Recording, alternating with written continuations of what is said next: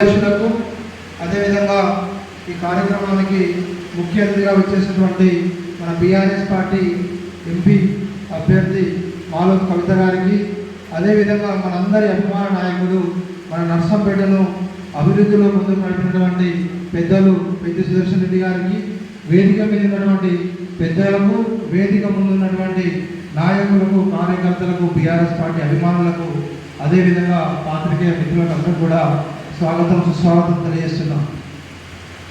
ఈరోజు మరి మనం ఎంపీ అభ్యర్థికి సంబంధించినటువంటి ఎలక్షన్కి సంబంధించినటువంటి విషయాన్ని చర్చించుకోవడానికి పెద్ద ఎత్తున దుర్గొని మండలంలో కార్యక్రమం తీసుకోవడం, మరి మనందరం కూడా ఆలోచిస్తున్నాం.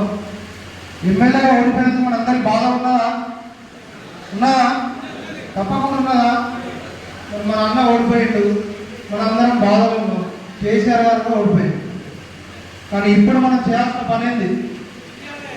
తిరిగి మళ్ళా బీఆర్ఎస్ పార్టీని కనుక గెలిపించుకుంటేనే మనందరికీ మండలంలో గొప్ప తెలివి ఉంటుంది. అదేవిధంగా మనల్ని మనం ఎప్పుడైతే ఏ ఆపద వచ్చినా కూడా అన్న తలుపు తడితే మనందరికీ ఆపద తీర్చిండు. ఇప్పుడు మనం ఆయన యొక్క గౌరవం కాపాడాలంటే దుర్గొండి మండలం అంటేనే బీఆర్ఎస్ పార్టీకి పెట్టింది పేరు. నర్సంపేట నియోజకవర్గంలో ఏ మండలం చూసినా కూడా మనకు నెగిటివ్ ఓటు వచ్చింది. కానీ దుర్గొండిలో అతి తక్కువగా 26 ఓట్లు మాత్రమే మైనస్ అయ్యాయి. అంటే ఈ రోజు కూడా మనలో నాయకత్వ పడిమ తగ్గలేదు ఎక్కడ కూడా. ఇక్కడ ఉన్నటువంటి అందరూ కూడా ఆ రోజు ఎమ్మెల్యే ఎలక్షన్లలో మనం గెలిపడానికి అందరూ కూడా కృషి చేసినాం. తప్పకుండా దానికి రెట్టింపు ఉత్సాహంతో కనుక మనం పనిచేసినట్టయితే ఎంపీ ఎలక్షన్లలో తప్పకుండా మనం మెజార్టీ ఇస్తామా? అందరం గట్టిగా పనిచేద్దామా? అందరం చూస్తాను గ్రామాల్లో కొన్ని చేరికలు కాంగ్రెస్కి పోతున్నాయి. కానీ ఏ ఒక్క చేరిక కూడా మనకు హార్డ్ కోర్గా బీఆర్ఎస్ పార్టీకి ఉన్నటువంటి వ్యక్తులు పోతలేదు. మనం ఎలక్షన్ టైంలో ఏదైనా పథకానికో ఇంకొకటి కేసీఆర్ గారు పెట్టిన స్కీమ్లకు ఆకర్షితులై వచ్చిన వాళ్ళే తప్ప ఎవరు కూడా మన కార్యకర్తలు పోతున్నారు.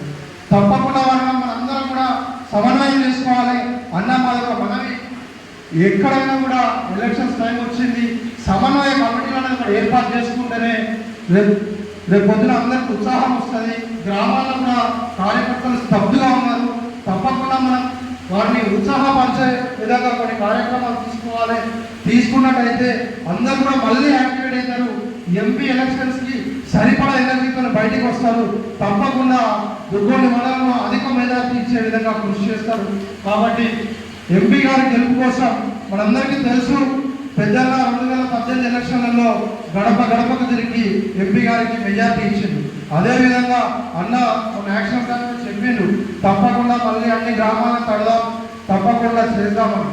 కేసీఆర్ గారికి తెలంగాణ ఉద్యమంలో వరంగల్ జిల్లాలోనే మొట్టమొదటి వ్యక్తిగా ఉద్యమాన్ని నడిపినటువంటి చరిత్ర సుదర్శన్ రెడ్డి గారు ఉన్నది. మరి అటువంటి బిడ్డ కేసీఆర్ గారికి ఎంత అత్యంత ప్రేమైనటువంటి నాయకుడు సుదర్శన్ రెడ్డి గారు.